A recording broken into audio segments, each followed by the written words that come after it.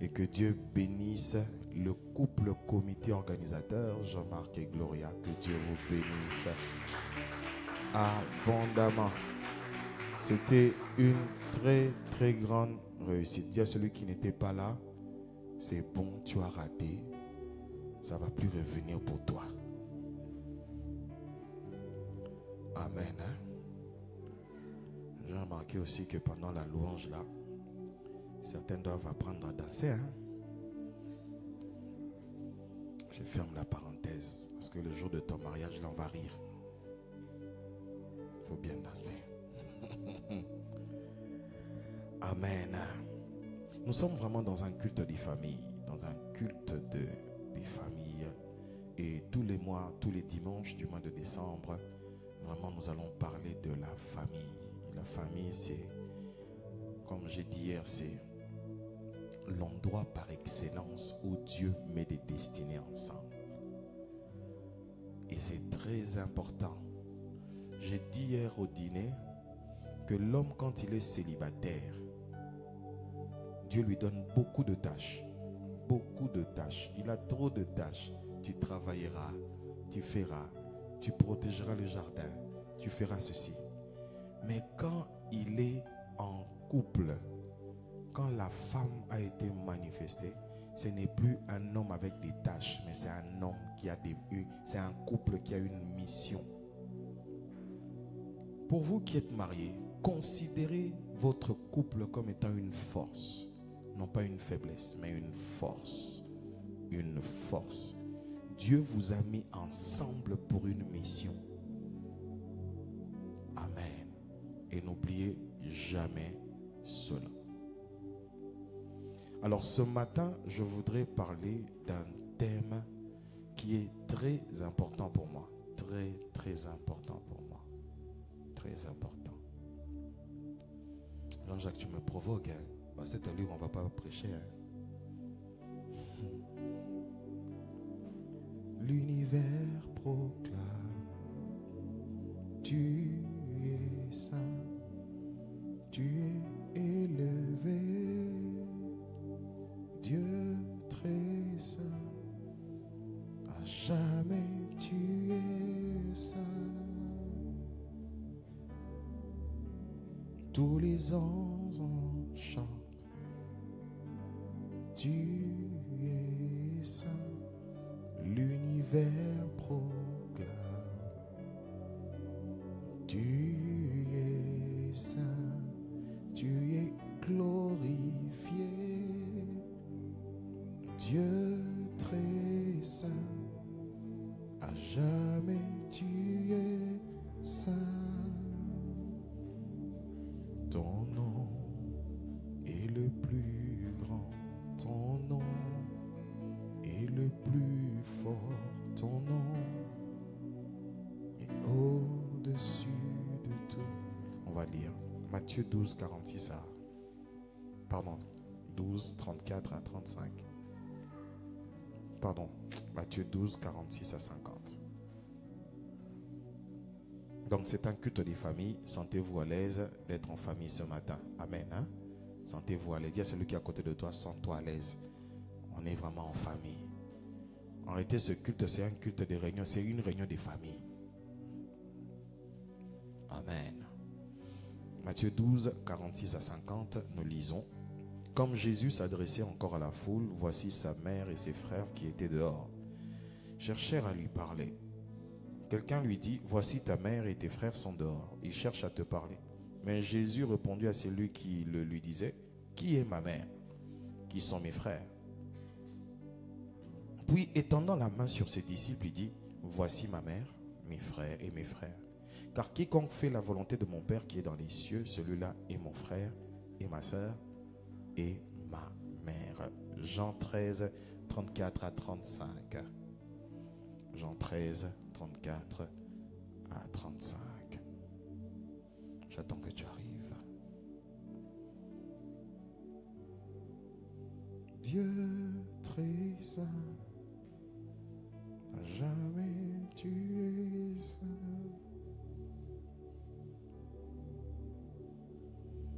Tous les anges chantent,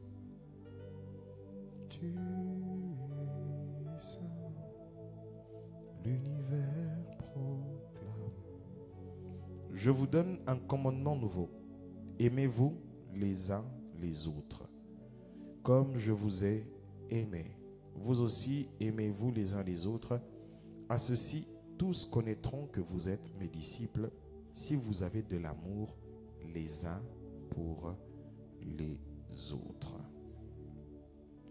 Vous savez, quand j'écrivais cette prédication, je suis allé lire sur c'est quoi l'église, parce que le thème de ce matin, c'est mon église, virgule, ma famille. Mon église, c'est ma famille. Et en lisant, je me suis rendu compte qu'il n'y a vraiment pas de définition précise de ce qu'est l'église dans la Nouvelle Alliance. Mais Jésus ainsi que l'apôtre Paul sont en train de définir l'église comme, ils donnent des images. Des images. Et l'apôtre Paul parle de l'église comme étant le corps du Christ. Le corps. Nous sommes le corps et lui est le chef, la tête de l'église. Mais on vient poser une question à Jésus. C'est vraiment là où l'Esprit m'a conduit. Pendant que j'étais en train de lire, le Saint-Esprit m'a dit, arrête de lire ça, lis écoute ce que je veux te dire. Et j'ai commencé à écrire ce qu'il me disait. Et il me fait naviguer dans ce passage de Matthieu chapitre 12, 46 à 50. Dans ce passage, Jésus est en train de prêcher. Il enseigne. Et pendant qu'il enseigne, on vient lui dire par quelqu'un, écoute, dehors, il y a des personnes quand même très importantes. Vous savez, quand on vient déranger un prédicateur, ça veut dire que les personnes qui sont dehors sont quand même importantes. On dit, ta mère et tes sœurs sont à ta recherche. Ils veulent te parler. C'est sûr que c'était quelque chose d'important concernant la famille. C'est sûr. Parce que si maman peut réunir tous les enfants de la famille et venir chercher quelqu'un qui est aussi important pendant une heure importante, ça veut tout simplement dire que c'est la chose qu'on devait dire était importante. Ils n'ont pas cherché Jésus pour faire genre, pour qu'on dise seulement. Non, il y avait quelque chose de très important. Et malgré qu'il y avait quelque chose de très important, Jésus leur répond. Il dit à la personne, voici qui est ma mère. C'est pas qu'il est en train de renier l'autre mère. Non, pas du tout. Mais là, il est dans un contexte défini. Il dit, qui est ma mère? Qui sont mes frères et sœurs? Il fixe maintenant le cadre familial, m'en parlant de sa famille. C'est pour dire qu'un homme peut avoir une famille biologique et naturelle, mais bien plus, il peut avoir aussi une famille spirituelle. Il dit, qui est ma mère? Qui est mon frère? Qui est ma sœur? N'est-ce pas celui qui fait la volonté de Dieu? C'est celui-là, mon frère. C'est celui-là, ma sœur. C'est celui-là, ma mère. Il n'a pas dit mon père, parce que dans le royaume de Dieu, il n'y a qu'un seul père. Amen. Mais vous savez, quand on définit l'église, plusieurs personnes ont une définition assez bizarre de l'église. Pourquoi? Parce qu'elle émane de ce que nous nous montrons de l'église. L'église se définit par ce que nous nous montrons, non pas par ce qui est écrit. Et nous définissons l'église aujourd'hui d'une manière vraiment bizarre. Certains peuvent définir l'église comme étant une boutique du pasteur. La première définition que le monde peut donner à l'église, c'est que l'église est une boutique du pasteur, n'est-ce pas? Qui a déjà entendu ça? Que c'est la boutique du pasteur. Soyez sincères, tout le monde a déjà entendu ça. Donc tout le monde est capable de dire que l'église, c'est la boutique du pasteur. Ou c'est-à-dire que le pasteur, il a échoué dans la vie. Il est allé à l'université, il a échoué. Refusé dans toutes les facultés. Et quand il vient, la seule faculté où il réussit, ça s'appelle comment? L'église. Pourquoi? Parce qu'il y a des personnes qui sont connues et reconnues comme étant des personnes qui ont échoué dans la vie. Et le seul endroit où ils se retrouvent s'appelle l'église.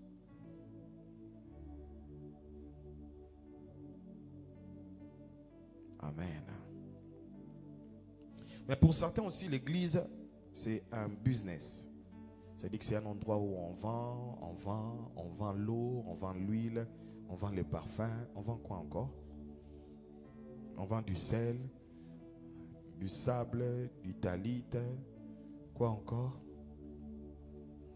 On vend seulement. On vend même les bénédictions. Ainsi, chacun a une définition de la Bible, de l'Église, en fonction de ce qu'il a déjà vu et de ce qu'il a entendu.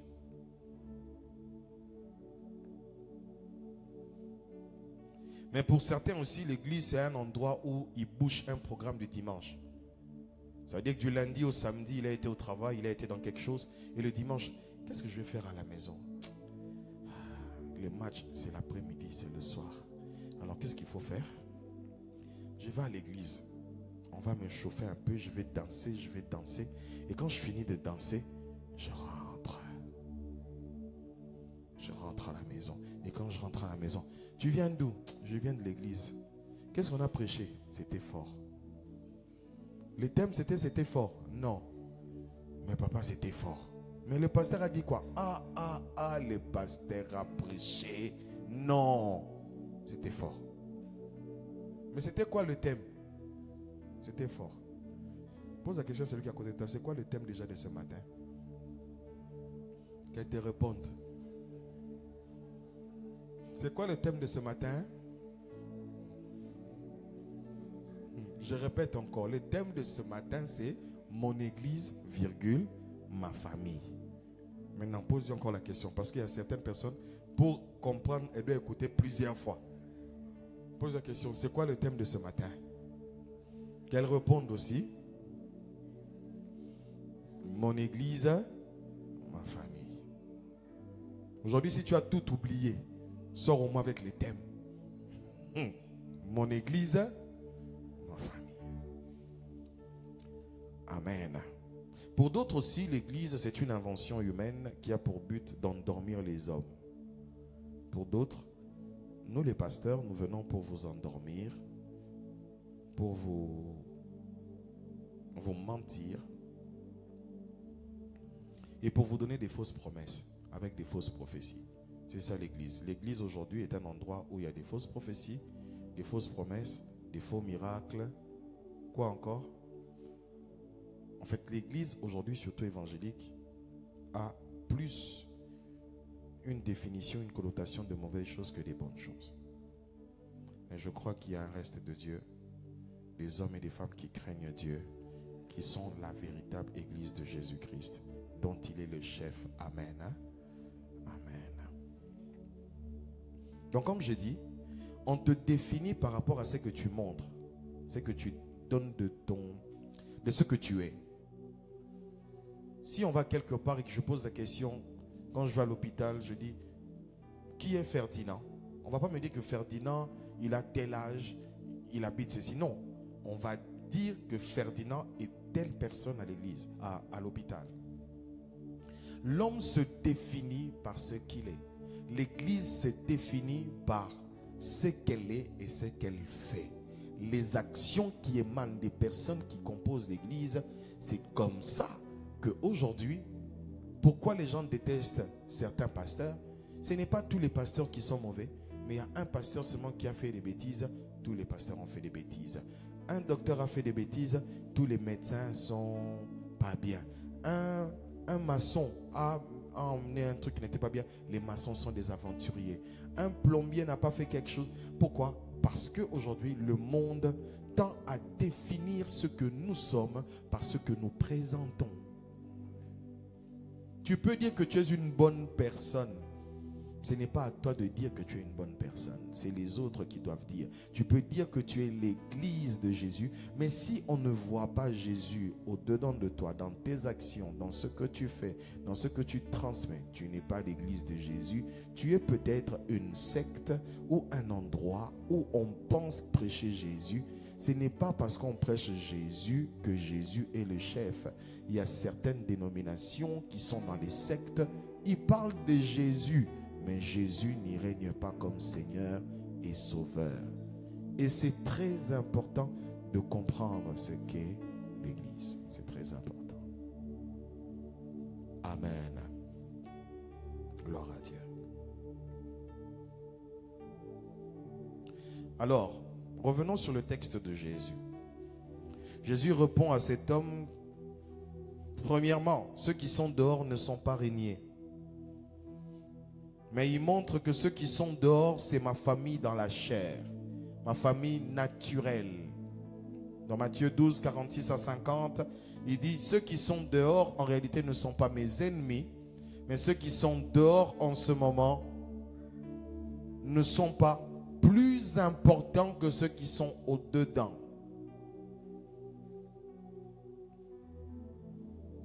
Ne sont pas plus importants.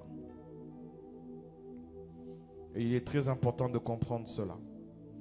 Mais il pointe aussi du doigt pour dire, en présentant les disciples comme étant sa mère, ses sœurs et ses frères.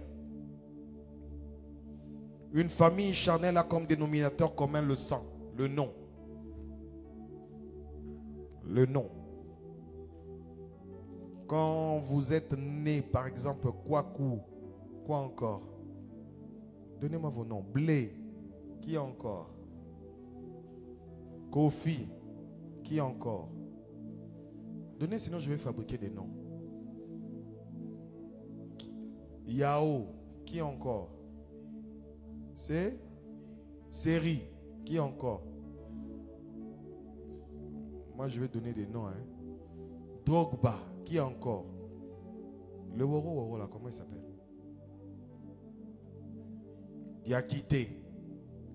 Donc, quand on est dans une famille, la première des choses qu'on partage sur le plan légal, c'est le nom. Mais non pas seulement le nom, c'est aussi le sang. C'est le sang. Vous savez, quand j'étais à l'école, moi je ne me suis jamais battu. Je me suis battu qu'une seule fois dans ma vie. Et je me rappelle qu'on m'avait donné juste un coup. J'ai fait un 360 degrés, puis j'ai commencé à courir. Parce que dans ma vie, je ne me suis jamais battu. Mais ma soeur, elle se battait à l'école. Elle se battait même avec les garçons. Elle se battait. Mais pourquoi elle se battait pour ses sœurs? Pour nos petites sœurs? Parce que tout simplement à cause de l'amour qu'elle avait. C'est l'amour de quoi? C'est l'amour du sang. Il y a des choses que tu ferais facilement pour ton frère sans qu'on te demande. Même si tu es fâché, même si tu boudes, tu le feras parce que tu l'aimes.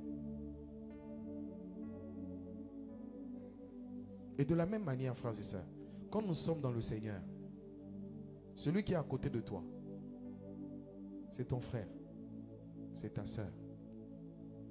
Pourquoi? Vous ne partagez peut-être pas le même sang biologique, mais vous partagez le même sang spirituel. Et vous avez comme dénominateur commun faire la volonté de Dieu. Quand celui qui est à côté de toi fait la volonté de Dieu et que toi tu fais la volonté de Dieu, c'est ton frère. Alors par là tu peux définir l'église comme quoi? L'ensemble des personnes qui se mettent ensemble, qui font la volonté de Dieu. Faire la volonté de Dieu. Pourquoi tu viens ici? Tu ne viens pas ici pour rencontrer des gens. Mais quand tu viens, c'est pour célébrer le Seigneur. C'est pour adorer le Seigneur. C'est pour louer le Seigneur. Mais tu rencontres aussi quelqu'un qui vient faire la même chose. Oh, nous sommes frères. Oh, nous sommes sœurs. Pourquoi? Vous avez un but commun. Jésus-Christ définit la famille spirituelle comme de personnes qui se mettent ensemble pour un but. Faire la volonté de Dieu. Quand on est l'église, on fait les choses selon la volonté de Dieu et pour la volonté de Dieu. c'est très important de comprendre cela. Amen. Quelqu'un qui écoute la parole de Dieu, il fait la volonté de Dieu. Quelqu'un qui danse pour Dieu, il fait la volonté de Dieu. Quelqu'un qui chante pour Dieu, il fait la volonté de Dieu. Quelqu'un qui sert Dieu, fait la volonté de Dieu. Ainsi, l'Église est l'ensemble des personnes qui font la volonté que de Dieu. C'est comme ça que Jésus-Christ définit qui est ma mère, qui sont mes sœurs, qui sont mes frères. N'est-ce pas ceux qui font la volonté de Dieu? Et c'est très important. Faire la volonté de Dieu, c'est être dans l'église de Jésus-Christ. C'est être dans l'église de Jésus-Christ. Quelle que soit ta nationalité. J'aime cette église parce que nous avons trop de nationalités ici. Nous avons les Ivoiriens, plusieurs Ivoiriens, parce que nous sommes en Côte d'Ivoire. Mais nous avons aussi des Camerounais, nous avons des Togolais, nous avons des Béninois, nous avons qui encore? Des Congolais, qui encore? Des Burkinabés, qui encore? Des Sénégalais, qui encore? Des Libanais. Donc pour dire que l'église de Jésus-Christ n'est pas une église en fonction d'une tribu, en fonction d'une nationalité, en fonction de notre sang, mais l'église de Jésus-Christ est autour de la volonté de Dieu. L'église de Jésus. Regarde celui qui est à côté de toi, dis-lui, tu es mon frère, tu es ma soeur. Il faut lui dire, Rachel, parle avec gentillesse, il faut dire. Dans un culte comme ça, il n'y a personne que je ne vais pas rater, c'est Rachel, c'est clair. Tu es mon frère, tu es ma soeur. Tu es mon frère, tu es ma soeur. Vous savez, quand Caïn tue Abel, Dieu n'a pas commencé par lui reprocher. Dieu lui pose d'abord la question: où est ton frère? Où est ton frère? Ce n'était pas seulement une question du sang, mais c'était où est la personne avec qui vous avez offert? Parce que si il a été tué, ce n'était pas à cause du sang, mais c'était à cause de l'offrande. Nous pouvons faire la même chose. Nous pouvons être frères et sœurs de sang, mais aussi frères et sœurs spirituels. Et quand il lui pose la question, où est ton frère? Ce n'est pas seulement où est ton petit frère, le fils de ta mère, mais où est celui avec qui vous avez emmené les offrandes? Où est ton frère? Vous savez, des fois Dieu nous pose la question, où est ton frère? Et tu penses, oh, Audrey n'est pas là. Non, ce n'est pas Audrey. Ton frère, c'est la personne qui est placée à côté de toi que tu ne vois pas il y a 2 dimanches. Où est ton frère? Où est ton frère? Amen. En Jésus-Christ, nous sommes un. Nous sommes comme un corps. Celui qui est à tes côtés est un enfant de Dieu comme tu l'es aussi. Quelle que soit ta situation économique ou sociale, que tu sois pauvre, que tu sois riche, que tu sois beau. Dieu a créé tout le monde beau. Ce sont les moyens qui manquent. Que tu sois beau d'apparence ou dans le fond,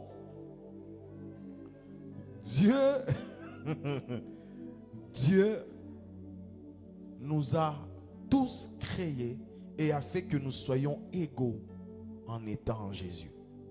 Au point où même qu'en Jésus, il n'y a pas de sexe. L'apôtre Paul le dit aux Romains, en Jésus, il n'y a pas de sexe. En Jésus, ton travailleur, c'est ton frère. Ton esclave en Jésus, c'est ton frère. C'est ça la vision de Jésus et de Dieu en ce qui concerne la famille chrétienne. Quand on parle de la famille chrétienne, On parle des personnes qui ne regardent pas la couleur de peau, qui ne regardent pas leur langue. Non, nous formons tous un corps. C'est pourquoi on appelle le corps du Christ, qui sont en Allemagne, qui sont en Iran, qui sont en Ouzbékistan, des personnes que je n'ai jamais vues. Mais dans le Seigneur, nous sommes un. Nous sommes un seul corps. Nous sommes un seul corps. C'est pourquoi celui qui est à côté de toi est ton frère. Tu vois quand ton frère est malade, tu te sens malade. Tu vois quand ta mère est malade, tu te sens malade. De la même manière, quand un frère de l'église est malade, tu dois te sentir aussi malade. Les plus beaux moments que j'ai passés à Abidjan, je vous dis la vérité, pas à côté de ma famille, c'est parce que je suis allé dans un deuil à Bouaké. J'ai fait 13 heures de route, 6 heures en aller, 7 heures en retour. En bus, je ne le ferai plus. La prochaine fois, j'irai en avion. Demandez à Wisco, il va vous dire. 13 heures. Pour aller faire quoi? Pour aller seulement assister à quelqu'un qui a enterré son père. Quelle joie de voir ses frères d'église venir assister. J'étais dans la joie quand, fatigué, je suis arrivé.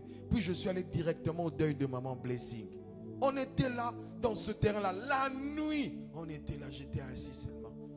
J'ai dit, oh, c'est ça être pasteur. C'est pas prêcher, c'est d'abord être une famille. Une famille. Quand un frère de sang est là pour t'aider à pleurer, c'est normal. C'est normal. Mais quand un frère dans l'esprit, dans la foi se déplace, ça veut tout simplement dire qu'il te considère. Il te considère. Il te considère. Et plusieurs personnes sont blessées dans les églises. Pourquoi? J'étais malade. Personne n'est venu me voir. J'étais dans des problèmes. Personne n'est passé. Je parlerai même dans le deuxième service sur quoi? Sur la santé mentale. Il y a des gens qui quittent les églises seulement parce qu'on n'a pas manifesté de l'amour. Parce qu'on n'a pas manifesté de l'amour. Le monde ne lui a pas donné l'amour. Il vient à l'église aussi, on le juge. Vous savez, ma fille Rachel, elle revient de ses vacances. Elle entre dans mon bureau. Il me dit, pasteur, je suis fâché. J'ai dit, Rachel, il y a quoi encore, ma fille? Pasteur, c'était mon anniversaire. C'était le 1er novembre. Hein? Je n'ai jamais oublié. Je ne vais plus oublier. C'est fini. Je profite. Bon anniversaire, Rachel, en retard. Il y a des gestes qui, vous pensez que c'est petit, mais pour une autre personne, c'est une grande valeur. De la même manière que tu peux te soucier pour appeler ton frère dans le sang, il y a quelqu'un, juste par un SMS, tu peux bénir sa vie, juste par un SMS. Oh, pasteur, vous avez pensé à moi. Merci beaucoup. Oh, mon frère, tu as pensé à moi. Merci beaucoup. Pourquoi? Parce que l'amour et sa manifestation, ces manifestations sont devenues très rares dans ce monde. Parmi les choses qui se refroidissent dans le monde, et la première des choses, c'est l'amour. C'est l'amour.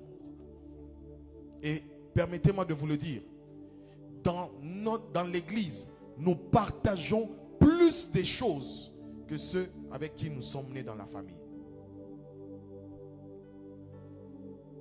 Sincèrement, si tu réfléchis bien, tu vas te rendre compte que toi et tes frères, vous partagez seulement le sang.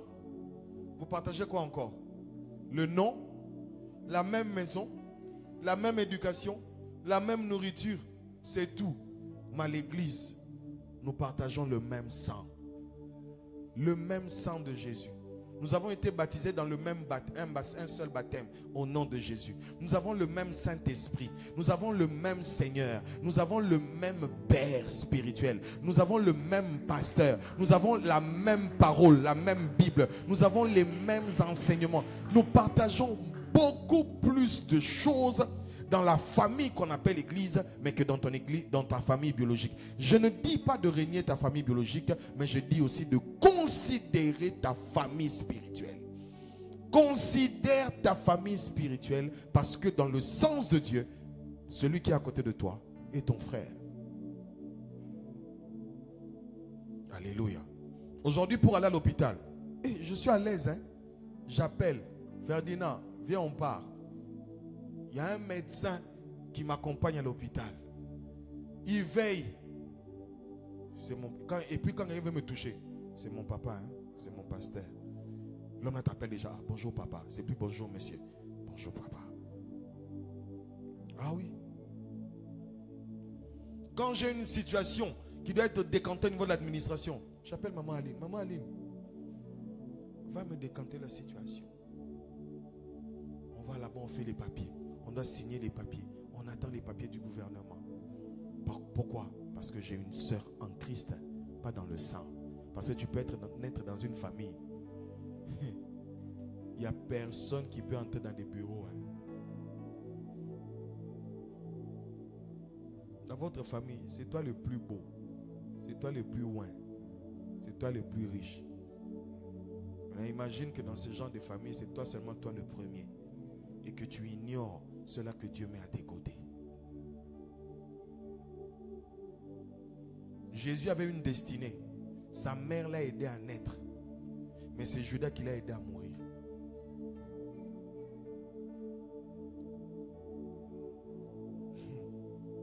Ce n'est pas son frère qui l'a aidé à mourir. Hein? Parce que l'amour de Marie n'enverrait jamais Jésus à la croix.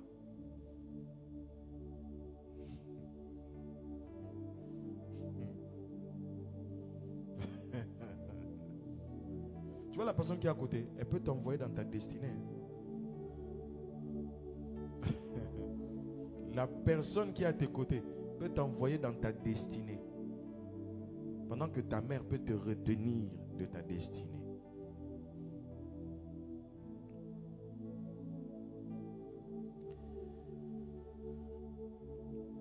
L'église, ce n'est pas d'abord le bâtiment. Quand je parle de construction, moi, la construction de l'église, il me manque les terrains. J'ai déjà fini la construction. Pourquoi? J'ai quelqu'un qui s'appelle Clark. J'ai réfléchi avec lui. Clark, comment on va faire? Clark, on peut faire ceci. Oui, papa, on peut faire comme ça. Mais papa, non, moi je pense qu'il faut qu'on fasse ça. Clark, j'ai réfléchi. Dieu m'a donné des gens avec qui on n'a pas le même nom, ni le même sang, mais qui nous emmènent à aller tous dans notre destinée. Tu vois, tu ne réfléchis pas pour construire. Il y a quelqu'un qui réfléchit pour toi. Le pied ne sait pas se laver seul. Ce sont les mains qui le lavent.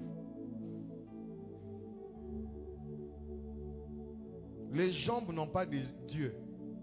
Mais là où il doit poser ses pieds, il faut que l'œil voie. C'est comme ça qu'est ton frère. L'autre est l'œil. L'autre est la jambe. L'autre est la main.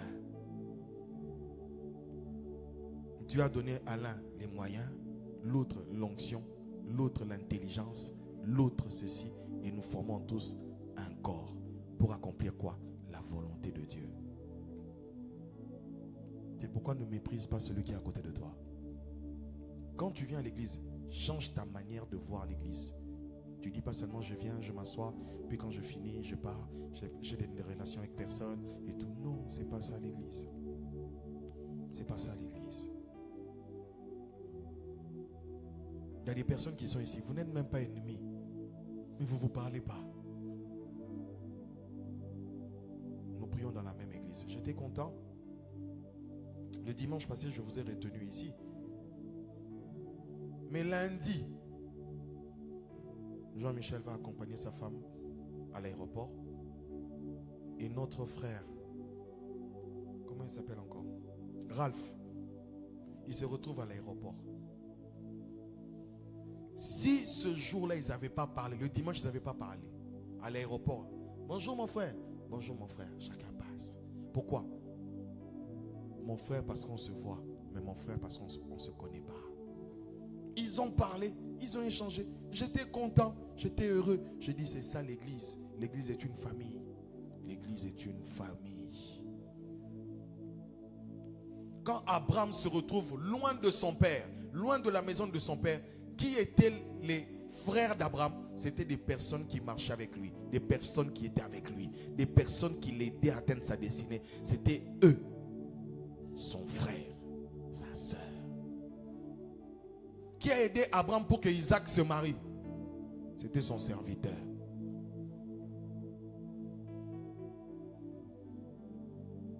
Frère, j'ai grandi avec des personnes.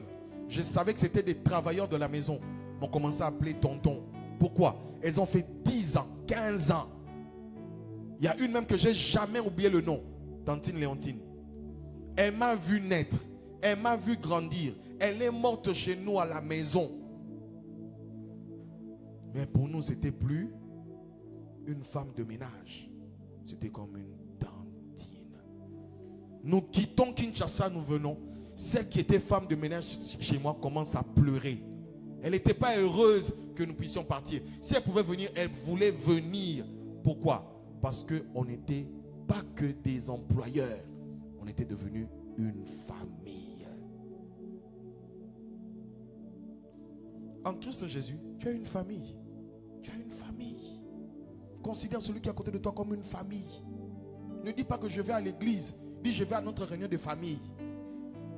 Quand tu viens mardi à l'église, c'est une réunion de famille. Quand tu viens jeudi à l'église, c'est une réunion de famille. Quand tu viens dimanche à l'église, c'est une réunion de famille. Et tu ne sais pas, en parlant avec Wisco, il va te dire, oh non, mais pour la pharmacie, et trucs, c'est comme ça. Ah, toi tu ne savais pas. Vous pouvez mettre vos compétences ensemble. Le problème, c'est que les occultistes mettent leurs compétences ensemble et avancent. Mais les chrétiens, ils ont des compétences, ils ne se mettent pas ensemble. Pourquoi? Il n'y a pas de fraternité. Même chez les occultistes, il y a un mot qu'ils utilisent. Fraternité, alpha, gamma et tout. Mais nous, chrétiens, hey, aide-toi et le ciel t'aidera. Non, frères et sœurs. Non. Non. Celui qui est à côté de toi, c'est ton frère. Celui qui est à côté de toi, c'est ta sœur. C'est ta sœur. C'est ta sœur. C'est pourquoi Jésus-Christ dit, aimez-vous les uns les autres. L'amour a disparu dans les rassemblements des chrétiens. Aimez-vous les uns les autres. Aimez-vous les uns les autres. Regarde celui qui est à côté de toi, dis-lui je t'aime dans le Seigneur. Il faut lui dire je t'aime. Il ne faut pas profiter. Dis-lui je t'aime dans le Seigneur. Dis-lui je t'aime. Aimez-vous les uns les autres comme je vous ai aimé. Je vais lire ça. Mais il y a une prière aujourd'hui qui m'a fait mal. La prière de Jésus. C'est comme s'il était en train de supplier Dieu. Il était en train de dire à Dieu, Seigneur, qu'il soit un comme toi et moi nous sommes un. Je ne serai plus physiquement pour consolider cette unité. Mais pendant que je serai parti, ma prière, l'une des prières sacerdotales les plus profondes de Jésus, c'est que Seigneur, qu'il soit un.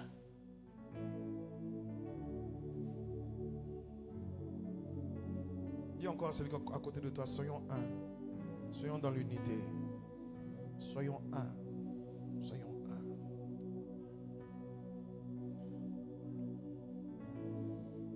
Soyons un. Personne ne se fâche contre son frère biologique pour dire ok, je quitte la famille. Personne ne se fâche contre sa soeur pour dire à partir d'aujourd'hui, je quitte la famille. Maman m'a choqué, à partir d'aujourd'hui, c'est plus ma mère. Ma soeur m'a fait du mal. Personne ne quitte la famille. Même si on se bat, personne ne quitte. Mais les gens sont prêts à quitter les églises. Pourquoi? On m'a mal parlé. On m'a mal fait ceci. On m'a mal fait cela. On m'a mal fait ceci. On m'a mal fait cela. Pourquoi les gens quittent les églises? Parce qu'il y a eu un problème. Tout simplement parce qu'ils ne considèrent pas leur église comme étant une famille, mais comme une association de personnes qu'on se rencontre. Quand on finit, on se sépare. C'est pourquoi quand il y a un problème, directement, chacun est de son côté. Chacun, je ne veux plus venir dans cette église. Pourquoi? Parce que le pasteur a été méchant avec moi. Je ne veux plus venir dans cette église. Mais est-ce que ton papa, quand il est méchant avec toi, tu quittes la maison? Est-ce que quand ton papa est méchant avec toi, tu dis tu n'es plus mon papa? Est-ce que tu as déjà régné ton père parce qu'il a été dur avec toi? Mais aujourd'hui, nous sommes capables de renier nos parents dans la foi, renier nos frères et sœurs qui sont à côté. Vous dites, lui là, il ne vient pas à l'église, on les voit. Il n'est pas de l'église. D'ailleurs, il n'a pas la carte de membre. Ce n'est pas la carte de membre qui fasse que vous soyez dans l'église. C'est avoir la foi en Jésus-Christ. Tu peux avoir une carte de membre, mais dans ton cœur, tu n'es pas de l'église.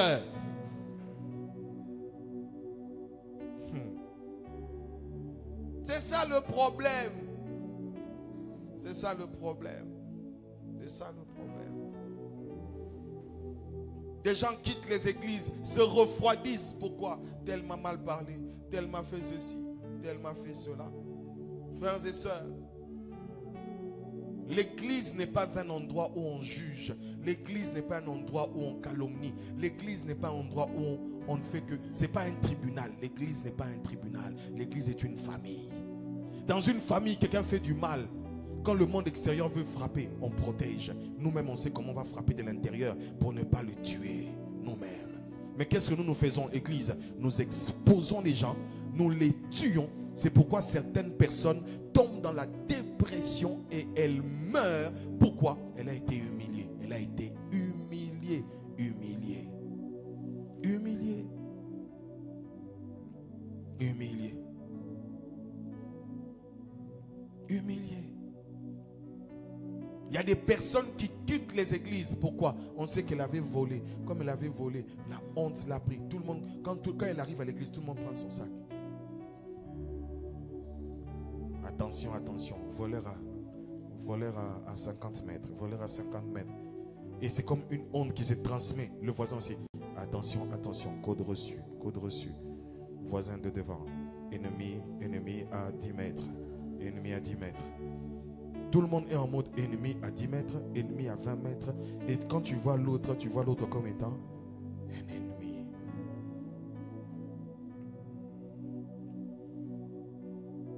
Quelqu'un a dit que l'église, c'est la seule armée qui tue ses propres soldats. Quand tu viens à l'église, même si ton frère a mal fait, tapons-le au-dedans, protégeons-le au-dehors. Tapons au-dedans. L'église de Jésus. Celui qui est à côté de toi n'est pas parfait. Hein? Pose la question à celui qui est à côté de toi. Tu es parfait? Tu es parfait? Alors maintenant, demande-lui une autre question. Pourquoi tu me réclames la perfection? Toi-même, tu n'es pas parfait. Mais tu réclames la perfection comme si tu étais parfait. Tu es un ange.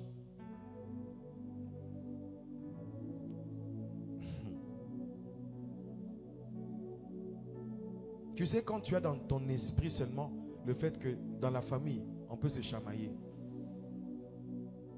Mais on ne va jamais se séparer.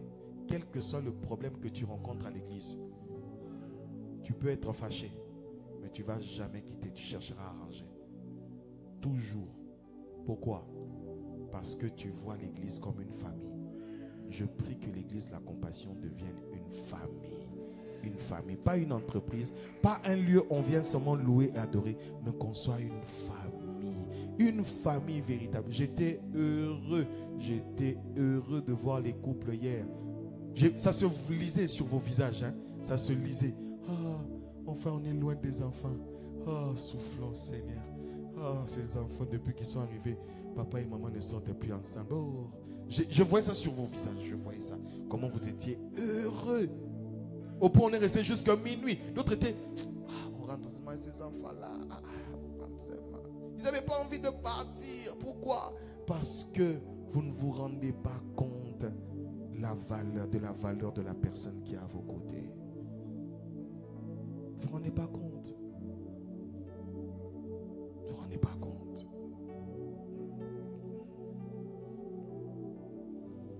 Une famille partage le sang, frères et sœurs, mais l'Église partage le sang de Jésus, la vision du Père, le même Saint-Esprit, la même Bible, le même Père.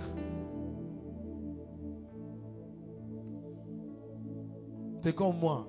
Ça fait combien de temps que je n'ai pas vu mes sœurs de sang?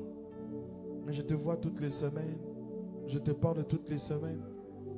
Donc tu n'es pas seulement une fidèle. Tu es ma sœur. Tu es ma fille. Tu es mon fils. Tu es mon frère. Pourquoi? Parce que avant que mes sœurs et frères prennent l'avion pour venir, la personne qui peut intervenir, c'est toi. C'est toi. L'église est une famille. L'église est une famille. Quand vous êtes dans la chorale, une personne chante bien, il faut l'encenser. Ce n'est pas la voir comme une rivale. Qui est déjà devenu ministre dans une famille, on dit on va le combattre dans la famille. Tout le monde dit hey, c'est notre tour. Mais quand la sœur chante là, ce n'est pas votre tour. Quand la sœur chante, pourquoi seulement Maman Blessing est lead? Pourquoi seulement le pasteur aime sa chanson? Alléluia. Pasteur, moi aussi j'ai une chanson. Pourquoi tu aimes seulement la chanson de Maman Blessing? Alléluia. Mais dans la famille biologique, quand c'est ton frère qui est un chanteur païen connu, tu mets même moi et mon frère. Vous avez vu, non? C'est mon frère. Mais quand c'est ta propre soeur à l'église qui chante, les soeurs là, tu les vois chanter comme ça, elles sont charnelles. Mais ton frère, ce qui est charnel, tu ne vois pas. Tu vois la charnélité, je ne sais pas si ça existe, des autres, mais tu ne vois pas la charnélité, je ne sais pas si ça existe, mais de ton propre frère. Quand ton père a une voiture, oh mon papa Dieu l'a béni. Mais quand le pasteur a une voiture, appelons Israël. Israël, je ne vois pas clair, hein. Il faut que tu nous dises. Le pasteur vraiment, il fait arriver nos dîmes. D'ailleurs, je ne les reçois pas au bureau. Ça entre dans les paniers. Je ferme la parenthèse. Il y a eu débat comme ça à Kinshasa.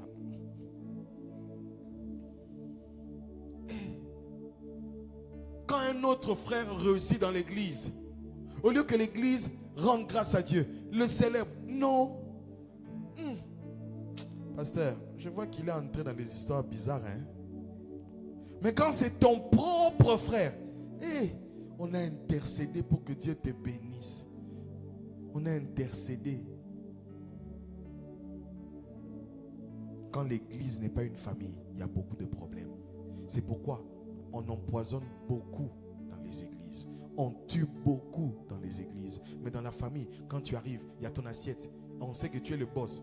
Et on protège ton assiette. Pourquoi? Il faut protéger notre leader. Il faut protéger celui qui est devant. Il faut protéger celui qui fait notre fierté. Il ne faut pas le tuer. Mais quand nous sommes à l'église, celui qui est devant là, advienne que pourra. Advienne que pourra.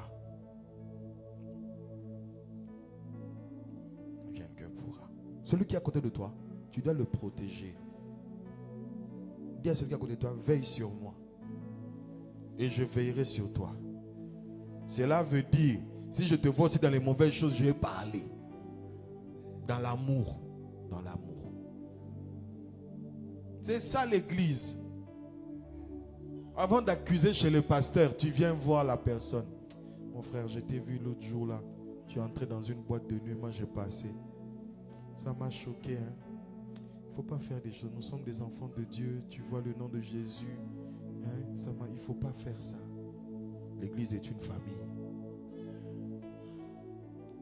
L'église est une famille. Combien de fois dans nos maisons nous avons commis des bêtises? On n'a jamais dit aux parents. Tu sais d'ailleurs, maman, Gaylor avait volé une viande. Hein? Gaylor, on l'a protégé. Combien de fois tu as été protégé par tes propres frères et sœurs? Mais quand c'est ton frère à côté, pasteur, je vais vous parler. Pasteur, j'étais passé l'autre jour, j'ai vu le frère là en train, il s'est chamaillé, même la maman là, elle se chamaille sur la route, pasteur, elle se chamaille, elle se dispute avec son mari sur la route, pasteur, il faut la suspendre. Vraiment, pasteur, vraiment, il faut la suspendre, parce qu'elle n'a pas l'esprit de Dieu, elle n'a pas l'amour, pasteur, elle n'a pas le respect, elle ne respecte pas son mari. Donc ça dit que quand tu viens chez le pasteur, tu la tues, tu l'ensevelis, puis tu l'enterres toi-même. Pasteur, moi je vous dis, dans cette église, les filles là ne craignent pas Dieu. Pasteur, je vous dis la vérité. Tu as vu seulement une fille qui n'a pas craint Dieu. Maintenant, c'est toutes les filles qui ne craignent pas Dieu. Est-ce que c'est comme ça que tu parles de ta soeur? Il y a de ceux qui ont même des soeurs qui sont prostituées. Prostituées connues, reconnues. Mais qui n'insultent jamais leur propre soeur. Elles intercèdent, elles prient, elles pleurent. Mais quand c'est la soeur de l'autre, regarde ça, une chienne. Mais ta soeur qui fait aussi la chienne là, tu ne vois pas. Église. Le défaut que tu reproches à l'autre, il y a quelqu'un dans ta famille qui le fait, mais tu ne fais pas la même chose avec lui. Pourquoi? 2 poids, 2 mesures. Jésus n'arrête pas de parler à ses disciples pour aller vers la mer. Mais elle montre qu'en ce temps-ci là, le temps d'équilibre, c'est que ma famille spirituelle a besoin de moi. Je suis avec eux. Ma famille biologique est importante, mais ma famille spirituelle aussi est importante. Alléluia. C'est donc honteux que d'être dans une église et on ne se parle pas. Dans une famille, on ne se parle pas. On ne se parle pas. C'est le comportement de famille que tu as eu là. Non, nous entre là-bas, nous et nos cousins, on ne se parle pas. Pourquoi vous ne vous parlez pas? Parce que maman ne voulait pas qu'on se parle. C'est pourquoi on ne se parle pas. On ne se parle pas.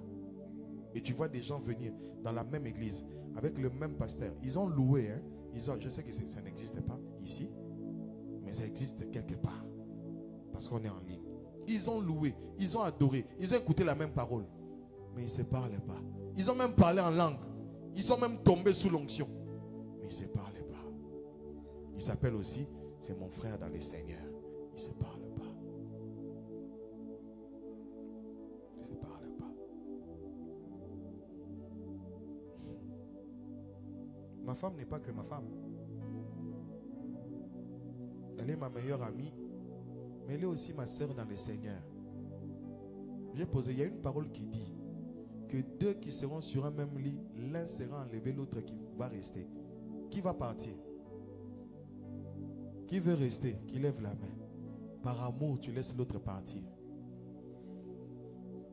L'autre part au ciel, toi tu rates l'enlèvement. Tu es plein d'amour. Lève la main.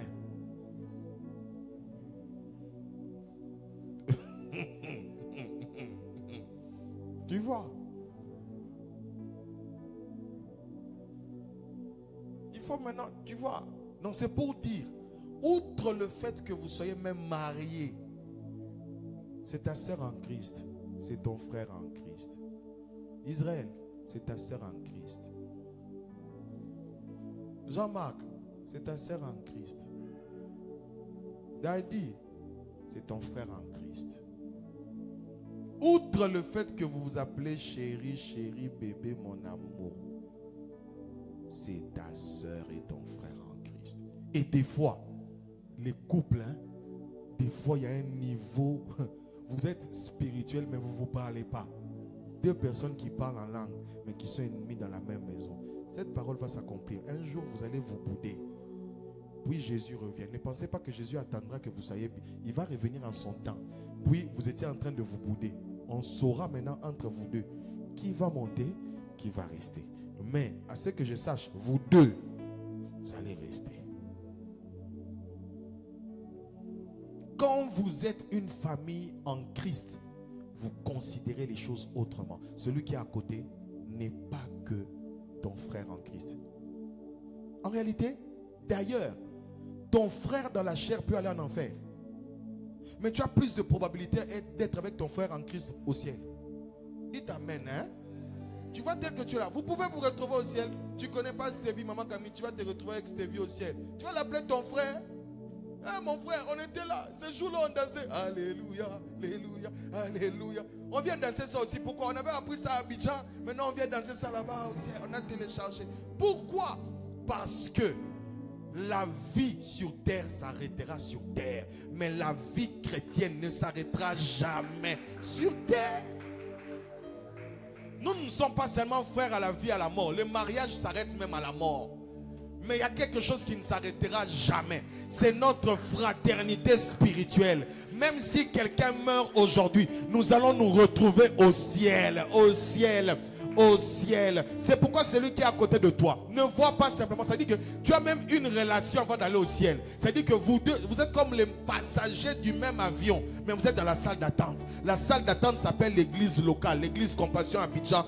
Maintenant, il y a un embarquement qui arrive qui s'appelle l'enlèvement pour vous retrouver dans une destination qui s'appelle le ciel, où vous êtes déjà connus dans la salle d'attente pour aller au ciel. C'est pourquoi parler déjà bien. Parce que dans la salle d'attente du ciel, il n'y a pas d'ennemis. Vous voyez, vous vous boudez. Vous voyez, vous ne vous parlez pas. Vous voyez, vous êtes ennemis. Dans l'église, l'église est une famille dans laquelle les valeurs qui sont prônées sont des valeurs du royaume de Dieu. Le pardon, le pardon. Quelqu'un qui t'a fait mal, pardon. Dis déjà, si je t'ai fait mal, il faut me pardonner. Il faut me pardonner. Il faut me pardonner. Si moi aussi je t'ai fait mal, il faut me pardonner. Mais je vais encore faire. Parce que je n'ai pas encore atteint la perfection. C'est pourquoi Jésus-Christ a dit, on pose la question à Jésus, combien de fois devrions-nous pardonner? C'est sûr que la personne qui avait posé ça avait un problème de rancune. Il voulait savoir jusqu'où il pouvait aller.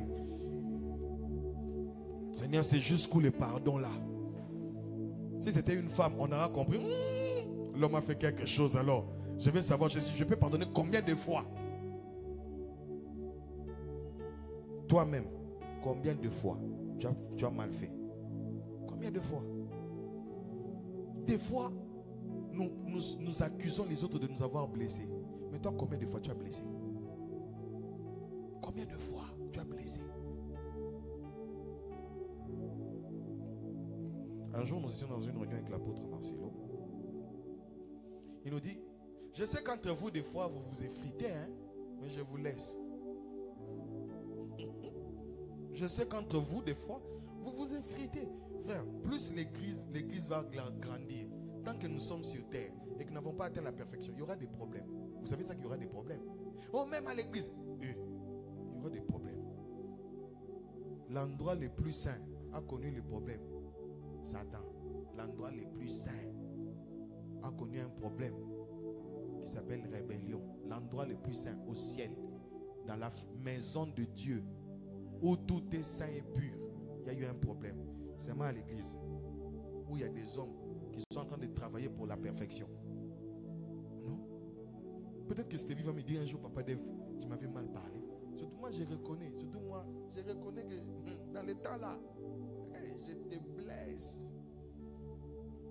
Dans l'amour du ciel. Il nous dit, je sais que des fois vous vous effritez. Je sais que des fois c'est pas parfait. Mais ce qui nous unit est plus fort que ce qui peut nous séparer. En réalité, si rien ne peut me séparer de Christ, rien ne peut me séparer de mon frère. C'est ce que la parole. Si rien, comme dans Romains 8 nous disons, que rien ne peut me séparer de Jésus-Christ. Or, il y a aussi quelque chose, il y a aussi ton frère qui peut dire aussi, faire la même déclaration, que rien ne peut me séparer de mon frère. Qu'est-ce que ça veut dire quoi? Que rien ne peut nous séparer. Rien ne peut me séparer d'un frère. On peut ne pas être d'accord sur une chose, mais on ne peut pas se séparer. Ce n'est pas possible. On doit trouver un terrain d'entente. On doit discuter comme des hommes spirituels. Quand il y a un problème dans les couples, les personnes s'assoient et discutent. De la même manière, quand il y a un problème dans l'église, quand tu sens que ton frère t'a blessé, tu l'appelles calmement, tu parles. Mais tu n'appelles pas calmement ton frère pour commencer à dire, vraiment, c'est parce qu'on vient à l'église, hein, c'est parce que vraiment le pasteur me gère. Sinon, toi, j'allais te parler d'une manière. Hein? La petite sœur de Satan est entrée. À l'église, on se comporte comme des enfants de Dieu. L'autre a reçu Jésus. Toi aussi tu as reçu Jésus. Mais vous apprenez à vivre ensemble.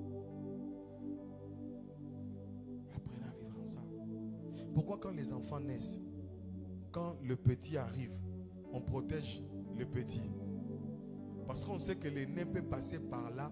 La gifle que le petit aura, vous allez entendre seulement le son. On lui a mis les ongles. Pourquoi?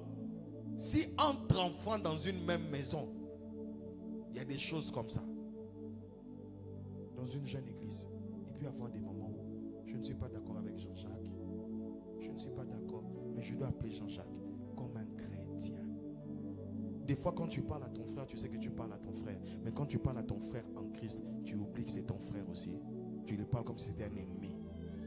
On va se parler aujourd'hui. Et aujourd'hui, on va se parler. Donc, vraiment, tu es venu en guerre. On va se parler. L'église est une famille. Considère que celui qui est à côté de toi, c'est ton père.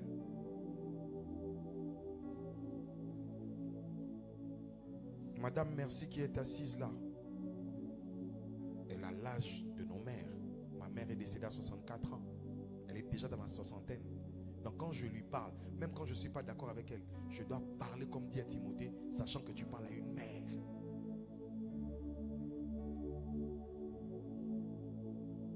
C'est pas parce qu'elle va m'appeler papa que moi je dis, bon, comme je suis maintenant papa, je vais parler n'importe comment.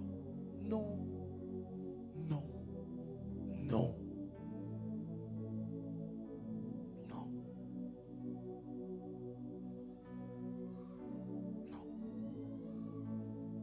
Et le point qui nous concerne, quand vous venez à l'église, apprenez à faire de l'espace aussi pour les autres. Que les nouveaux se sentent aussi introduits, qu'ils se sentent à l'aise. Faites bon accueil à toutes les nouvelles personnes qui arrivent.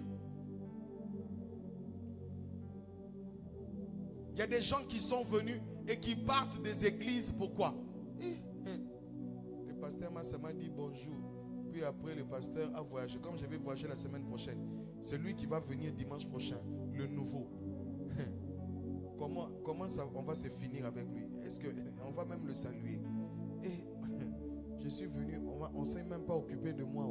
Personne ne m'a salué. Ils sont chacun dans leur groupe.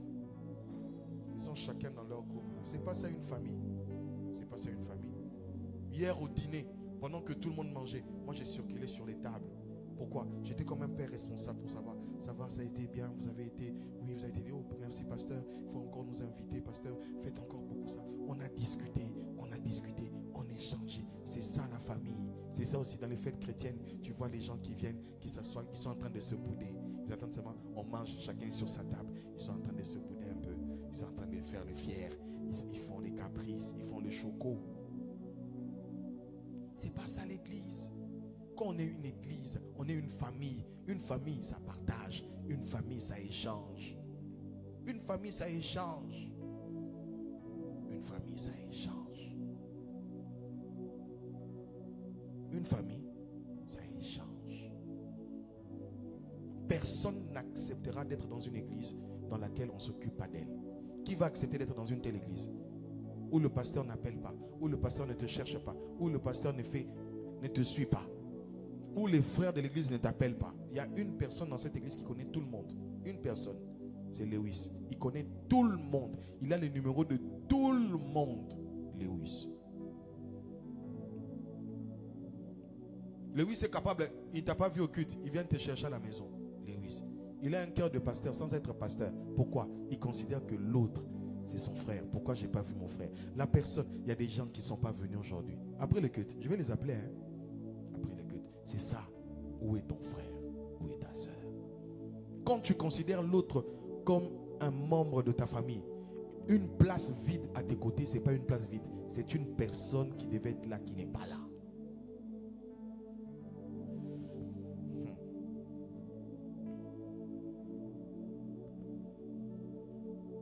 L'église est cette famille dans laquelle règne l'amour. Au milieu de nous, c'est l'amour. Dis avec moi, au milieu de nous, c'est l'amour. Regardez les enfants, ils arrivent, ils ne se connaissent pas. Mais de toute façon, ils font fraternité là. Moi, je ne comprends pas ces enfants-là. Quand l'un crie, l'autre crie aussi. Ils dansent, ils n'ont pas besoin de se connaître. Ils n'ont pas besoin de se connaître. L'endroit le plus saint sur la terre, c'est là où il y a des enfants seulement. Mettez seulement les enfants là. C'est là un endroit pur. Personne ne va dire mon jouet est à partir seulement de 2-3 ans. Personne ne va regarder. D'ailleurs, s'il va chez l'autre, il veut prendre les jouets de l'autre parce qu'il considère les jouets de l'autre comme son jouet. C'est ça les enfants. C'est pourquoi Jésus dit laissez les petits enfants. Il n'a pas dit les enfants, les petits enfants. Pourquoi? Parce qu'un enfant, tu le tapes, mais il va revenir seulement au même endroit pour que tu le berces. Tu le tapes. Moi je te tape. Tu vas chercher. Qui va me consoler? C'est ça le problème. Est-ce que tu me considères comme vraiment un papa? Est-ce que tu considères ma femme vraiment comme étant une maman? Est-ce que tu considères celui qui est à côté de toi comme étant un frère? Vous savez, il y a quelques années, je ne pouvais pas prêcher pendant que les enfants pleuraient. Mais aujourd'hui, les pleurs des enfants font partie de ma concentration personnelle. Plus rien ne m'empêche. Pourquoi? ces enfants-là, je les considère comme miens. Est-ce que si mon enfant pleure, ça va m'empêcher de prêcher? Non. Non. Non. Quand l'église est ta famille, je vous dis la vérité, aucune bêtise de l'église ne sortira. Aucune. Aucune bêtise. Chez les musulmans, il n'y a pas de bêtises. Vous voyez ça sur la toile. Et c'est ce que j'aime en Côte d'Ivoire. Ce que j'aime en Côte d'Ivoire. Tu es dans le taxi. Le chauffeur achète du pain. Et il te dit, non, j'aime ça. Je n'ai vu ça nulle part. Chez nous là-bas même. Chez eux là-bas. Chez eux. Chez les Stevie là. Chez eux. Mais chez nous, le chauffeur t'invite à manger. Il y a du pain ici. Moi j'ai toujours dit, ils font ça pour le jour où maintenant j'aurai faim vraiment, je vais essayer. Moi, je vais essayer. Le jour où moi j'aurai faim, un chauffeur qui va me proposer, il va regretter. Je vais prendre la moitié du sachet. Je dis, on te propose le pain. Mon frère, il y a le pain ici. Mais je me suis rendu compte, à chaque fois aussi que moi, je n'ai jamais proposé le pain. C'est l'esprit là, de là-bas. Sors de chez moi au nom de Jésus. J'ai les défis là-bas, c'est compliqué. Quand quelqu'un achète là-bas, quand il achète, il vous voit, il vous met en bas.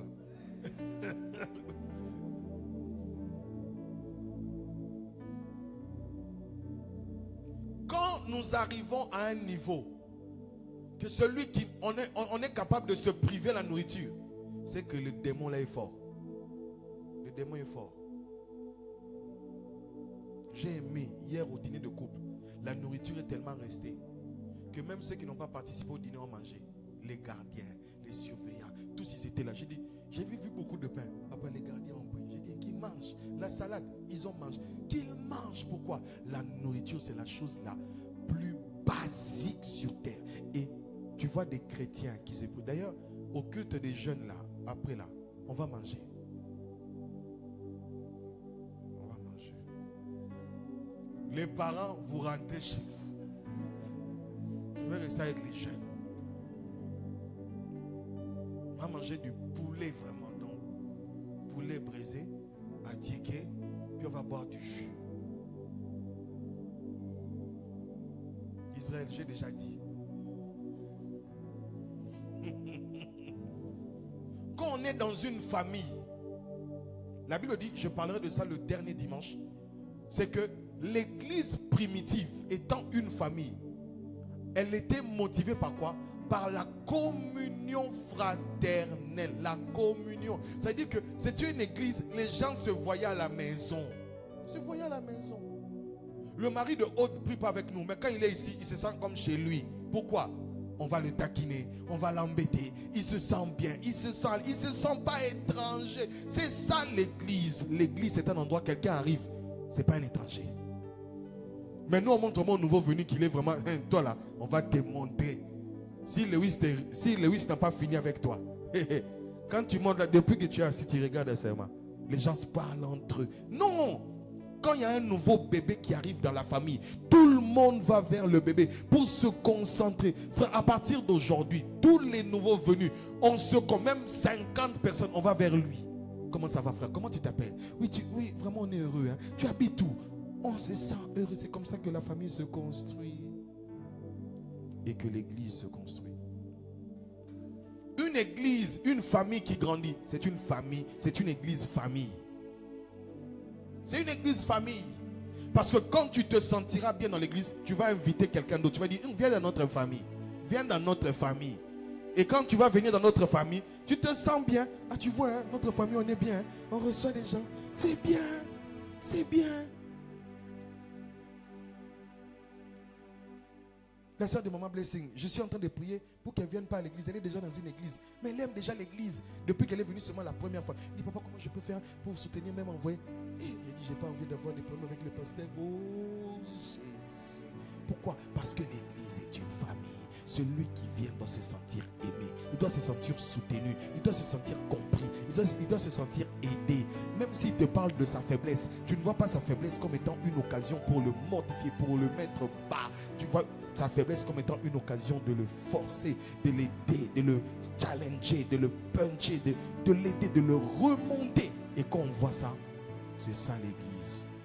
Il y a des gens qui, moi je suis redevable jusqu'aujourd'hui.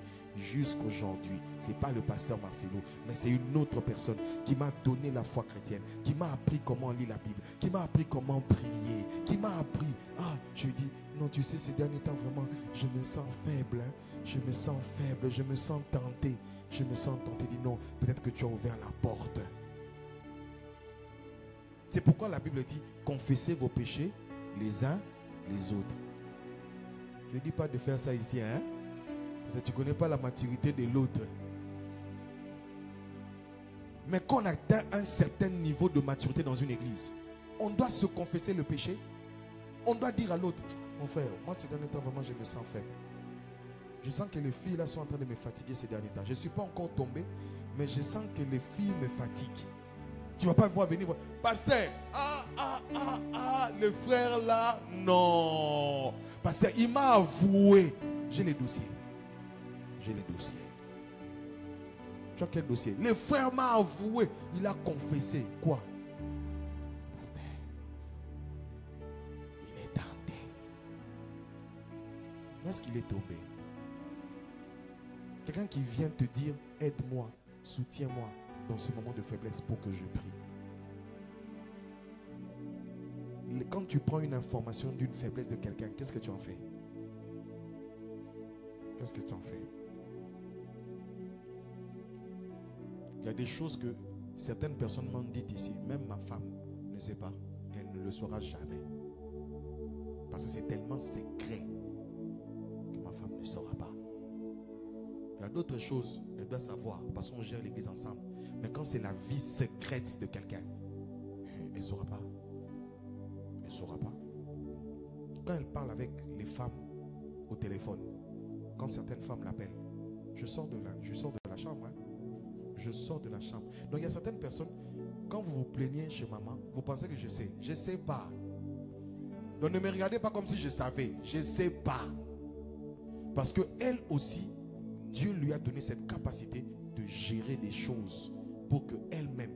Parce que peut-être si moi je sais, en ce moment-là, je peux donner un mauvais conseil, mais elle a l'Esprit de Dieu pour te donner la sagesse par rapport à un problème. Donc l'église est une famille. L'église est une famille.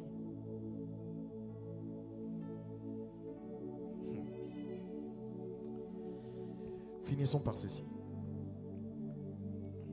Jésus dit, dans Jean 17, 20 à 23, ce n'est pas pour eux seulement que je prie, mais je prie encore pour ceux qui croiront en moi par leur parole. Afin que tous soient un, comme toi, Père, tu es en moi et comme je suis en toi, afin que eux aussi soient un en nous, pour que le monde croie que tu m'as envoyé. Je leur ai donné la gloire que tu m'as donnée, afin qu'ils soient un comme nous sommes un. Donc la gloire, l'un des principes pour vivre la gloire, c'est l'unité. Tu ne pourras jamais vivre la gloire s'il n'y a pas d'unité. Aucune maison ne pourra vivre la gloire de Dieu si dans son sein il n'y a pas d'unité.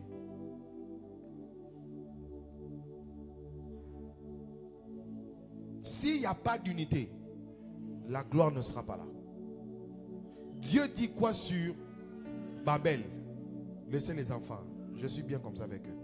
Dieu dit quoi sur Babel? Dieu dit ceci: descendons, confondons leur langage, de peur qu'ensemble, qu'ils puissent atteindre le but. Même Dieu sait que si des personnes se mettent ensemble, l'unité peut attirer le succès, la gloire, l'excellence, la puissance. Et Dieu dit, confondons, descendons et confondons leur langage. L'unité attire la gloire. C'est pourquoi le diable n'aime pas l'unité des membres de l'église. Il y a une chose qui sera toujours combattue: l'unité, l'unité, l'unité. La responsabilité que tu as, c'est de maintenir l'unité. C'est de maintenir l'unité. L'unité. Comme j'ai dit hier, une maison dans laquelle il n'y a pas de paix, il n'y a pas d'unité, il n'y aura pas de construction. Quand ils ont été confondus, personne n'a construit. Quand ils ont été confondus, le plan s'est arrêté. Quand il n'y a plus d'unité dans une église, cette église commence à mourir. Cette église commence à mourir. Pourquoi les églises meurent aujourd'hui? Pourquoi les églises se vident aujourd'hui? Parce qu'il n'y a pas d'unité. Le problème de l'un, c'est le problème de l'autre. La gloire de l'un, c'est la gloire de l'autre. Le succès de l'un, c'est le succès de l'autre. Parmi les choses que je vis, je suis heureux de voir ce que Dieu est en train de faire avec mon frère de CCR. Je suis heureux. Ce qui lui arrive m'arrive aussi. Ça touche le corps. C'est la joie du corps. Ce que fait l'apôtre Sanogo, c'est la joie du corps. Ce que fait l'apôtre Yvan, c'est la joie du corps. Ce que fait l'apôtre Marcelo, mon père, c'est la joie du corps. Quand ton enfant réussit, c'est ta joie. Quand ton enfant réussit, tu dis, ah, c'est mon enfant. Mais c'est toi qui as réussi. Non, c'est mon enfant. C'est mon enfant. C'est mon enfant. Quand ton frère réussit, c'est mon petit. Surtout quand tu es grand. C'est le petit là. Oh, je l'ai vu grandir, c'est mon petit. C'est mon petit. Quand nous aurons maintenant cette mentalité-là, rien ne pourra nous ébranler. Rien ne pourra nous empêcher d'aller de l'avant. Rien. Avec l'unité, nous avons fait seulement cette salle. Mais imaginez, en moins de 8 mois d'existence de cette église, nous avons construit ça. Mais imaginez avec cette même unité, pendant 10 ans, qu'est-ce qu'on peut faire? Qu'est-ce qu'on peut faire? Qu'est-ce qu'on peut faire? C'est par l'amour et l'unité que nous prendrons la Côte d'Ivoire. C'est par l'amour et l'unité que les vies seront changées. C'est par l'amour et l'unité que tu iras dans une extension. C'est par l'amour et l'unité qu'on verra la gloire de Dieu. Si nous sommes une église qui devienne une église famille, je vous assure que rien ne nous empêchera d'avancer. Rien. Et Jésus dit, je prie pour eux. Donc c'était comme une détresse. Ce sont ces dernières paroles. Je prie pour eux. Je prie pour eux qu'ils soient un. Et quand vous serez un, on sera témoin que vous venez de moi. La plus grande joie d'un père, c'est quoi? Ce n'est pas seulement voir ses enfants réussir, mais c'est de voir ses enfants unis. Il est en train de mourir, mais il sait que ses enfants sont unis. Mais quelle détresse de voir un parent qui est en train d'expirer, m'en laissant des problèmes. Le parent, il souffre déjà dans son âme, parce qu'il sait que je suis en train de mourir, mais mes enfants ne sont pas unis. Combien d'enfants, combien de parents ont demandé à leurs enfants pardon avant de partir, parce qu'ils savaient que mon départ peut laisser des traces qui peuvent détruire des vies demain. Qu'au milieu de nous, qu'il n'y ait pas de querelle, pas de jalousie, pas de péché, pas de méchanceté. Faisons tout par amour. L'amour supporte tout. L'amour pardonne tout. Je vous supporte tous, hein. Pose la question à celui qui est à côté de toi. Qu'est-ce que tu as déjà fait au pasteur? Qui te dise aussi. Mais je te supporte. Est-ce que je te hais? Non, je t'aime. Je te pardonne. Je te conseille. On s'explique.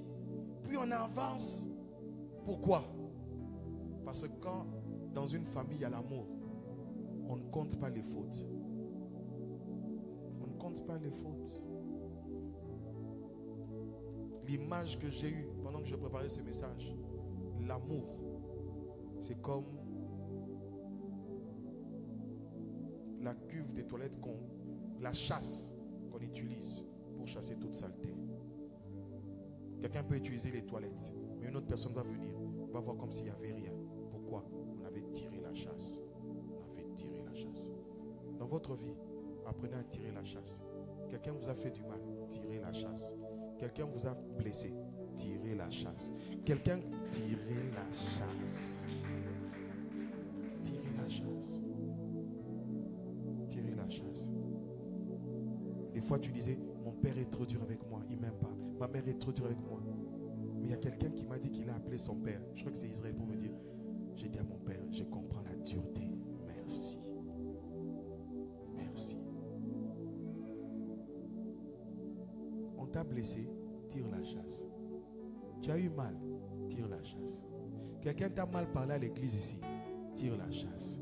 Oh, papa Israël m'avait empêché de servir parce que je n'étais pas là jeudi. Tire la chasse. Je sais que papa Israël dans le cœur des gens ces derniers temps. Tire la chasse. Hein? Tire la chasse, ma fille. Tire la chasse. Oh, papa Israël a dit, tire la chasse. C'est son travail de dire. Tire la chasse.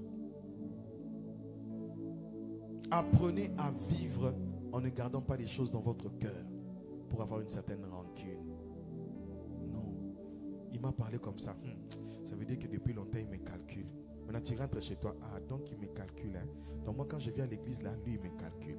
Ok, comme il me calcule, le dimanche prochain, quand je vais le voir, il ne sait pas que je les calcule aussi. Je vais rendre. Après, tu vois quelqu'un, tu arrives. Je voulais te parler. Que ça soit la dernière fois, hein, je ne suis pas ton ami. Ah, nous sommes frères et sœurs. C'est arrivé là-bas comment? Non. Même les enfants se giflent entre eux. Même les enfants se giflent entre eux. Kamal aussi dérange Oda. On l'appelle, c'est mon frère, c'est mon petit. C'est pas parce que quelqu'un t'a blessé que tu dois forcément blesser. Pourquoi les blessures ne partent pas? Parce que nous ne savons plus pardonner. L'une des raisons pour lesquelles les gens qui sont blessés blessent, parce qu'elles ne pardonnent plus. Dans la famille, il y a le mot qui revient tous les jours. C'est pardon. Et pour finir, j'ai dit hier au couple, non, ils étaient déjà partis. J'ai dit à un groupe de gens, nous les hommes, on est insupportables. Hein? On est insupportables. Mes frères, nous sommes insupportables.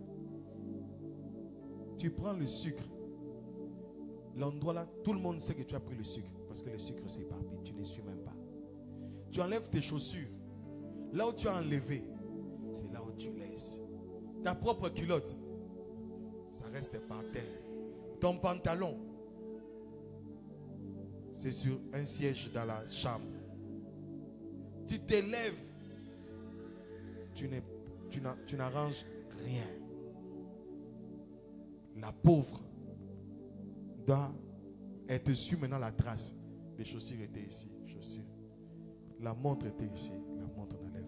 La ceinture était ici. Et puis c'est la même personne qu'on le dit. Chérie, tu n'as pas vu mon porte-monnaie? Tu n'as pas vu mes chaussures? Mais ces gens, ces personnes, des fois, elles supportent le fait que nous soyons désordonnés. Et tous les jours, même si nous ne demandons pas pardon, elles nous pardonnent. Dans les couples, les gens les plus problématiques, généralement, c'est nous les hommes. Quand tu prépares, homme, on sent que tu as préparé. Toutes les casseroles, en fait, tu as bouilli la viande avec telle casserole. Pour faire la sauce, tu prends une autre casserole. Tu prends les épices d'une semaine que tu mets dans une sauce.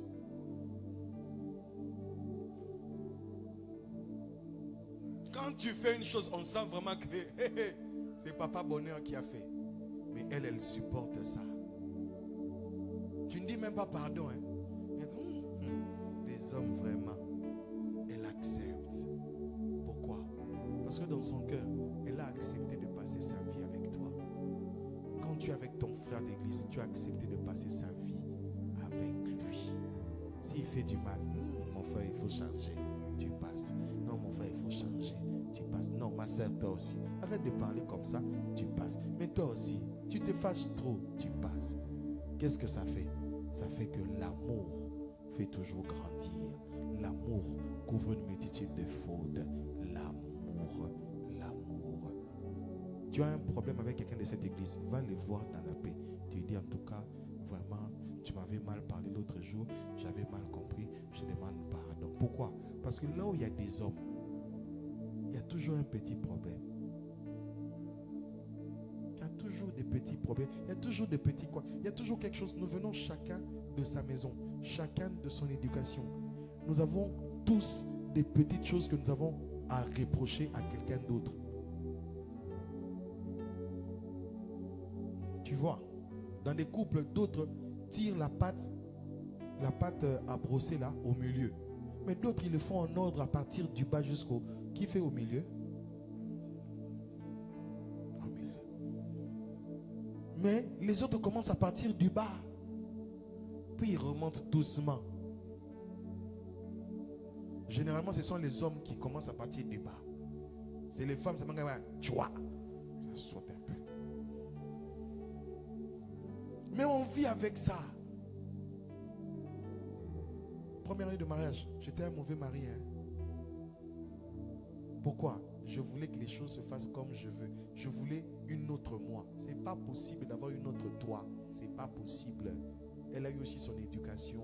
Elle a eu sa manière de vivre. Peut-être tu penses que toi tu es bien éduqué. Peut-être que dans ce point-là tu as été mal éduqué.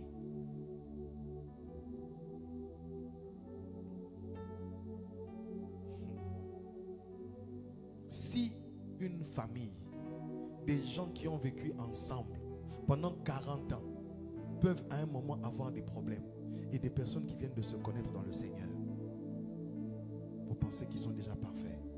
Non. Ferdinand n'est pas parfait. Aude n'est pas parfaite. Vous n'êtes pas parfait. Christian n'est pas parfait. Il n'est pas parfait. Vous savez, Christian de vendredi à samedi, il a dormi dehors. J'étais mal à l'aise. Je voulais savoir comment il va. Il est en danger. Il n'est pas en danger. Parce que je sais que dans certains pays, tu dors dehors comme ça. Hey, les microbes, les koulouna vont te rencontrer. Tu ne vas pas vivre. Je l'ai écrit à 5h ou 6h. Ça va. Je l'appelle. Ça passe pas bien. J'écris à Lewis. Lewis, dis, cherche à savoir, est-ce qu'il va bien? Est-ce qu'il va bien? C'est ça l'amour. Vouloir savoir, Aude, tu n'es pas là. Comment ça se passe là-bas? Je la provoque un peu. Tu es heureuse, hein? Tu es heureuse, on ne te manque pas. On sait que tu ne nous manques pas. Mais tu sais que, Aude, tu nous manques. Daddy, pourquoi tu ne viens pas à l'église? Il faut venir à l'église. Daddy, il faut prier, il faut venir à l'église. Daddy dit, non, c'est pas seulement pour remplir l'église. C'est un amour que tu as pour voir les autres être heureux, pour être heureux. Pour être heureux. Pour être heureux. C'est ça l'église de Jésus. Et même quand nous aurons une très grande église, je m'arrangerai par la grâce de Dieu d'avoir des petits groupes où j'établis des gens pour suivre des petits groupes. Pourquoi? Dans les grandes églises, des gens viennent, ils partent, ils ne connaissent personne. Personne ne connaît son cas. Il est en train de brûler, il est en train de mourir. Il passe par des temps difficiles, mais il vient seulement, il écoute la parole. Il écoute la parole. Mais après avoir écouté la parole, il rentre. Il cherche à partager. Il y a des gens, frères et sœurs, c'est pourquoi les psychologues ont beaucoup d'argent. Il y a des gens qui veulent seulement qu'on les écoute. Qu'on les écoute. Il n'a même pas besoin d'un conseil. Écoute-le, qu'il se défoule, qu'il sorte tout. Le culte des jeunes, c'est dans 1h30. Si tu veux me voir pour te défouler, viens me voir. Je vais t'écouter. Même si tu me vois somnoler un peu, comprends-moi, mais je vais t'écouter quand même. Pourquoi? Parce que il y a des personnes dans leur cœur. Elles sont mal. Elles sont mal. Je me suis réveillé ce matin. J'étais en train de prier. J'étais fatigué. Quand j'ai vu ma femme se réveiller. Comment tu te sens? Comment tu vas? Tu as bien dormi? J'appelle mes enfants. Venez me faire un câlin seulement. Frère, je vous dis la vérité. Celui qui est à côté de toi est très cher. Est très cher. Celui qui est à côté de toi est très cher. Ton frère est très cher. Très cher. Ta soeur est très chère. C'est pas parce que tu n'as pas encore vu son importance.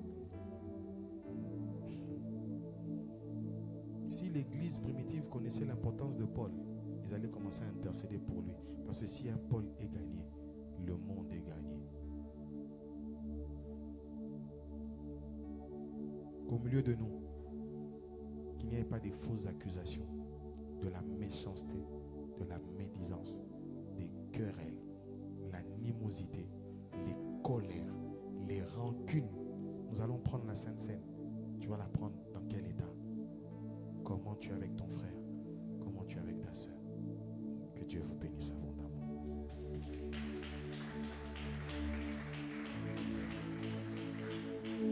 On va se tenir debout. Je voudrais que tu tiennes la main de celui qui est à côté de toi. Si tu es à côté de ta femme, ne la vois pas comme ta femme, vois-la comme ta sœur en Christ.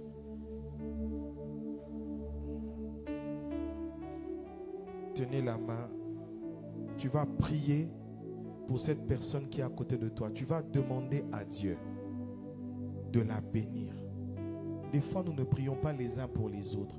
Tu vas demander à Dieu de la protéger, de combattre pour elle. Tu pries, tu demandes cela. Tu demandes cela de tout ton cœur. Fais comme si tu priais pour toi.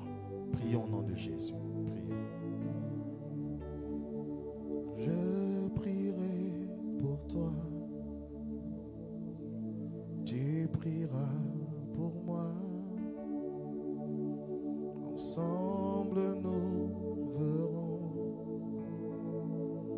la gloire du Dieu vivant. Je prierai pour toi.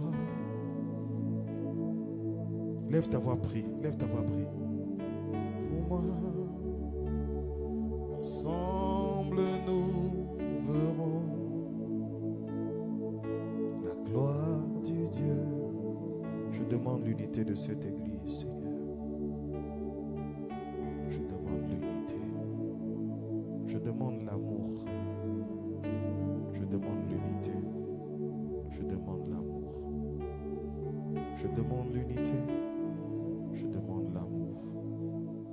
Un même objectif, une même visée, une même vision. Je prierai pour toi. Prie pour ton frère. Tu prieras pour moi. Il a des combats et des luttes. Demande à Dieu d'intervenir pour lui. Nous verrons la gloire du Dieu vivant. Je prierai pour toi. Maintenant, change de personne. Prie pour une autre personne. Va chercher la main d'une autre personne et prie pour elle. Change. Ensemble, nous verrons.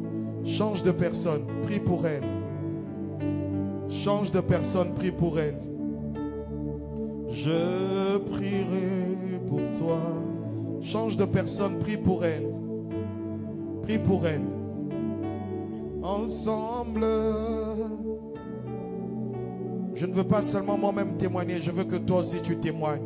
Je ne veux pas seulement que moi-même sois béni, je veux que toi aussi tu sois béni. Prie pour elle, prie pour elle, prie pour cette personne. Oh, ensemble, la gloire du Dieu vivant.